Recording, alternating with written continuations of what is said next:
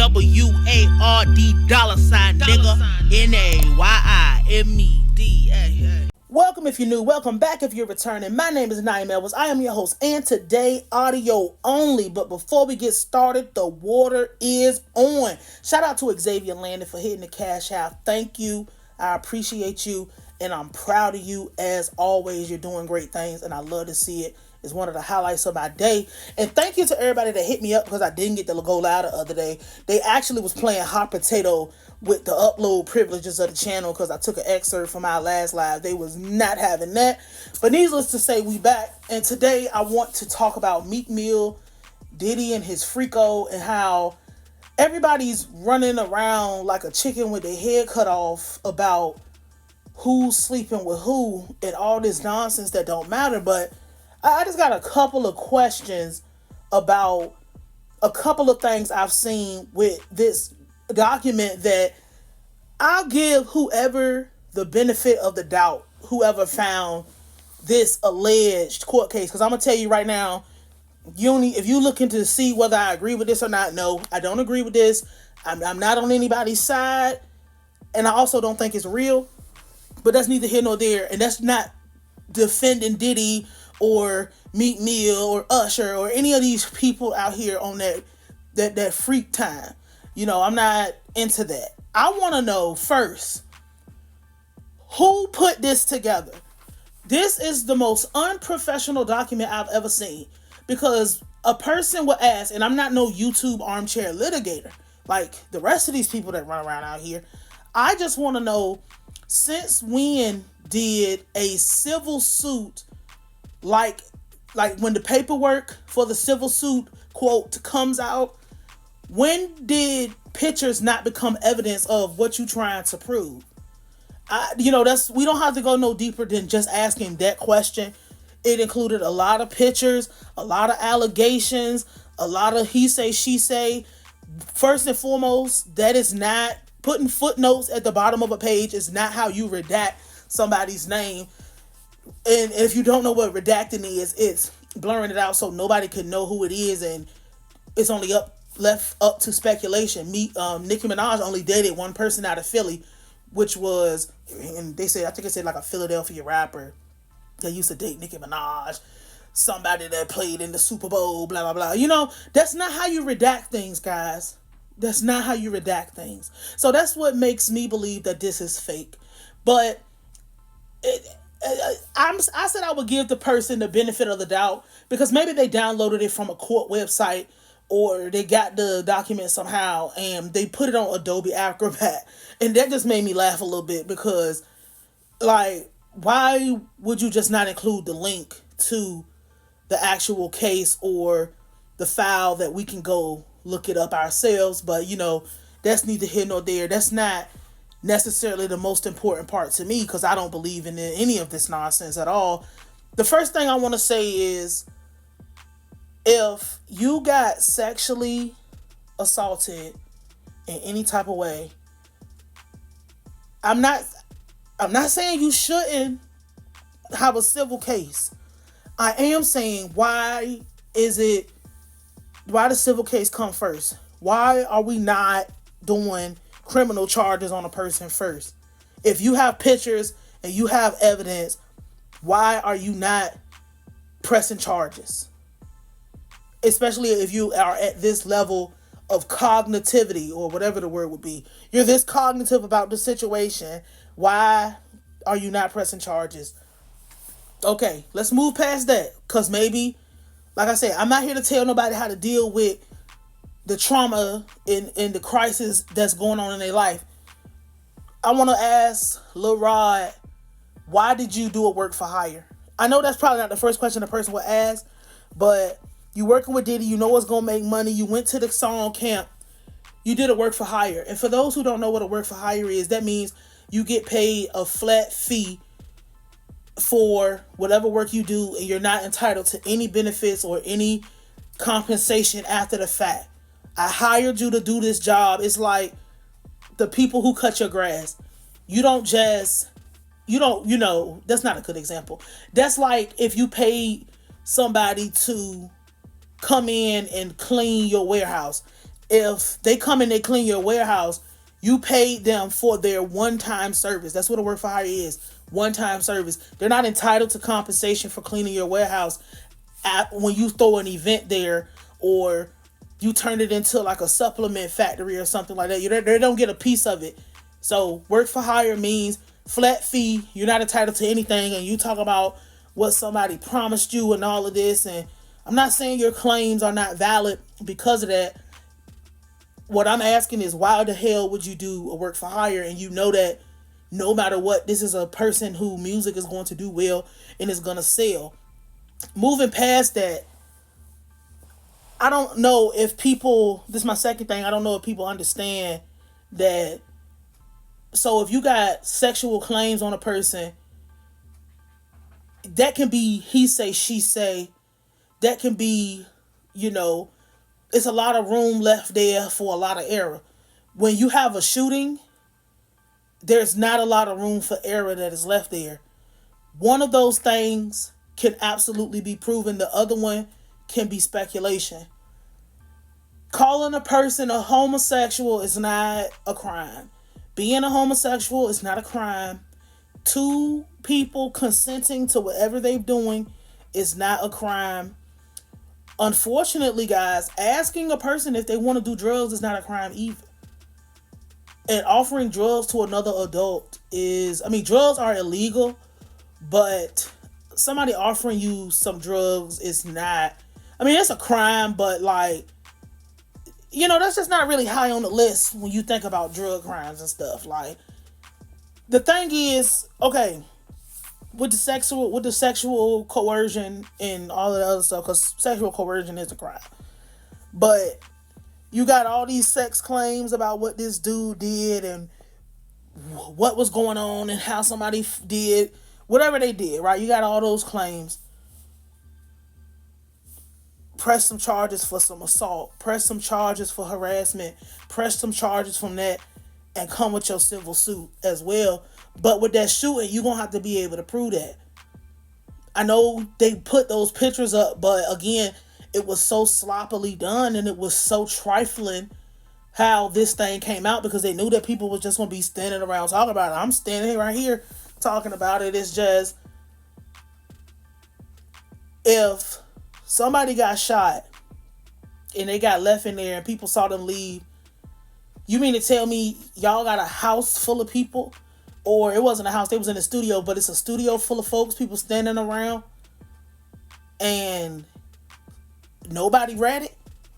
So it was just no rats in y'all group. All y'all just super solid. And I'm going to be for real with you. I don't want to spend too much time on that, because what I really want to get to is this third point. But what I will say about that is, when you said G got shot in the bathroom, or somebody, they say all heard gunshots in the bathroom and you ran in there because they was arguing, and they went in the bathroom and G got shot and you helped him, when you opened your mouth and said, I got G's DNA on me, and we took him down because Diddy told everybody to say they didn't have nothing to do with it, it was a drive-by. The first thing I would ask, and I'm not a prosecutor or anything, again, I don't armchair litigate, but my first question would be, if I was sitting on a jury, would be, okay, so you got these pictures. So you went to the hospital or whatever you did. Before any of this transpired, when you was in that bathroom, you say he got shot in like the hip area or whatever. You was applying pressure. Why did you move him? Anybody who knows anything about guns or getting shot or any of these things, you're not supposed to be transporting. Like, it's one thing if you get shot outside, somebody toss you in the back of the car and try to run. But most people would do that out of a panic if they just had to. I don't know. That's some movie type shit. If somebody gets shot, people's calling the cops because ain't nobody trying to move you, because you move this person and they bleed out, then what? They die. So that would be my first question is, why did you, if you moved them, because we don't know if any of this is true, and I'm not saying it's true because I don't believe it, but why did you move him from the bathroom all the way downstairs to outside so ambulances can come and pick him up outside? That's neither here nor there to me. I just would just like to know that. And then the second thing with that would be, I got his DNA on me. Well, duh, you're the person who was applying pressure to the room wound. That does not mean you can prove the shooting because you was the person trying to save him. So the third thing would be is all this underage child talk. This is the one that gets me the most. Y'all know how passionate I am about how music is destroying our children. Obviously, I am 100% against all child predators, no matter what. Save a child, kill a pedophile. There will never be an instance where it's justified. There are no fast children. And if a child is fast, they're not fast enough where a grown man or a grown woman can catch up to them. You know what I'm saying? So a grown man don't have no reason chasing no child. No grown woman don't have no reason chasing no child. Point blank, period.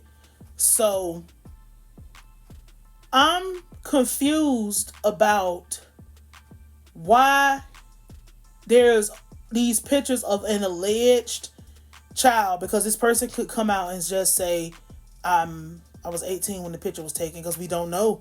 There's no timestamp. We don't know anything. We don't even know who that is. So if this is a child, and let's just say, I'm going to go, just for the sake of this, one of the worst Adobe files I've ever seen in my life. I'm going to go and say, okay, it's a kid.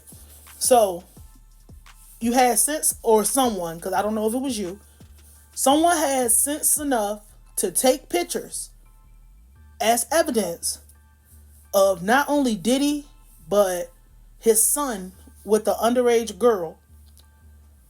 Everybody in the room knew that this was a child. And you had, again, enough sense to take pictures. Nobody thought to report and call the cops. Everybody in there is solid.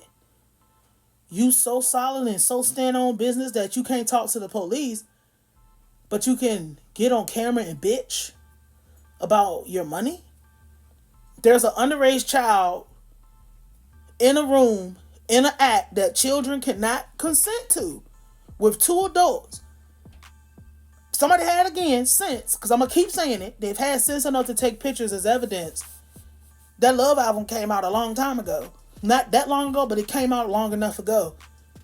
Nobody called the police. Nobody called CPS. Nobody called social service. Nobody had nothing to say.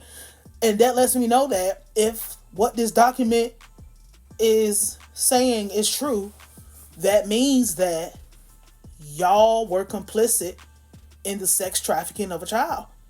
Because you're not going to you can't sit here and tell me that, oh, they had underage girls in here and we was just sitting around and da-da-da. Like, don't come telling us all the bad somebody did after you didn't get what you wanted out the deal. You still got to account for the fact that you knew there was a child in that room and you didn't say or do anything about it. And the only reason we know about it now is because you didn't get your way. I'm sorry if that sounds crazy or it sounds like, oh, I'm attacking, because I'm not about attacking people even if I don't like them. And I am no friend to Meek Mill or Diddy. Trust me. But I'm not about lies, and I'm not about talking about people or saying anything about a situation, because I don't really fuck the person. We got to talk about the situation because this is real life. You gonna take accountability for your role in the fact that you were aiding and abetting in the sex trafficking of a child? Because if I ask you that, your tone's gonna change. You're gonna change your story. You start stuttering and all of that. And that means that not only you, Lil Rod or Lil whoever, it was everybody that was in there. Everybody that was there that day knew. Like, come on, bro. Like, me, it's just, I really want to I'm just so done with this shit at this point. Like, and then Meek Mill out here defending his life because they saying, oh, you're gay. You slept with Diddy. Bro, Meek Mill is not gay. Can we please stop? Like, and that's the problem with fans in the community, is that I just asked a simple question about a person being complicit in the sex trafficking of a minor, and niggas is more worried about what man is being with another man. Two consenting men having sex is not a crime. Who gives a fuck? That shit is not important. Like, we got real fucking problems out here than two grown men fucking, if it was true. Like, And that's the problem. Niggas just leapfrog right over the sex trafficking, leapfrog right over all of the abuse, leapfrog over all of the crazy ass murders and cars being blown, just all these crazy ass accusations, leapfrog over still not paying and taking the nigga music. Niggas saying I gotta only work for how. We don't fuck with niggas getting no benefits and no publishing around here, but you can stand next to me and go straight to the gay. And that's the fucking problem and why the community can't win. And this is what I was gonna talk about with Lil RT, is that I give up, bro. I am done. Like, you don't have to worry about me. After the Lil RT live, you don't have to worry about me championing or trying to go to bat for none of this shit no more. We going, it's a fucking mosquito in this bitch. We going right back to what we was doing when we started our channel. We going back to doing shit how we do our shit and telling these stories and talking about business and doing that, because I've had a fucking enough. Like, I just can't stop, Sage. I can't be bothered with this shit anymore, because this right here is just proof that niggas don't care about, they don't care about what the truth is. They care about how entertaining something is. And I'm not with that. I don't like that. I cannot be on the side of that. That's not, Diddy is not, and it's fucked up, because when you come out and you say shit like this, it makes it so you are, when you gotta come out and I gotta come out and say stuff like this, it make it look like I'm defending Meek Mill. It make it look like I'm defending Diddy. It make it look like that I agree with them, or they're just, bless you, they're just so fucking innocent and, you know, all this woe is me shit about them, and it's not the case. It's just fucking lies, bro. And it's fucking ridiculous. Like, and I hate, and that's the part I hate about all this shit the most, is like, now a motherfucker is just forced to come out and look like they're defending a monster. The community cooked, bro. I just can't no more. Like, I can't. I'm done talking. I just wanted to ask about, why are all these people, you're cool with putting this out and letting this be a narrative and letting this be a thing, but you are complicit in the sex trafficking of a child, which is a crime, because you was there and you knew and you had enough sense to take pics. So that's that. We're gonna start doing a little bit more audios only, because I just didn't feel like being on camera today. Like, I just came back from the range. I've been up all morning. I had to go to I had to go pick up this box of knives I got. So, yeah, man, y'all can talk back to me. This shit is ridiculous, and I hope I never have to say nothing else about this again. I will holler at y'all. Nayimedward, $, nigga. Nayimed.